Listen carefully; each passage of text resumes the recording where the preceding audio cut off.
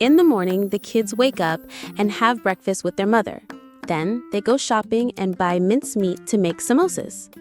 After returning home, they wash their hands, add oil in pan, the minced meat in it, and cooked it well. They added all the spices and also added chopped onions. After cooking it nicely, they gave it a cold smoke, dum, at the end. Once it cooled down, they filled the samosas with the mixture, fried them in oil, and then everyone enjoyed the minced meat samosas.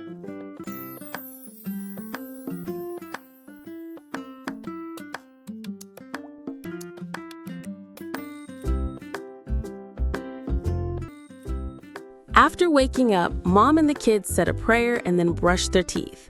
After that, they went to pick lemons.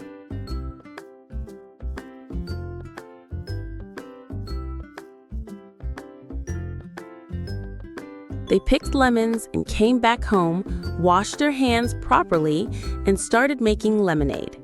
First, they cut the lemons into pieces and added sugar and black salt. Then, they added water and also put in some mint leaves. They blended everything together.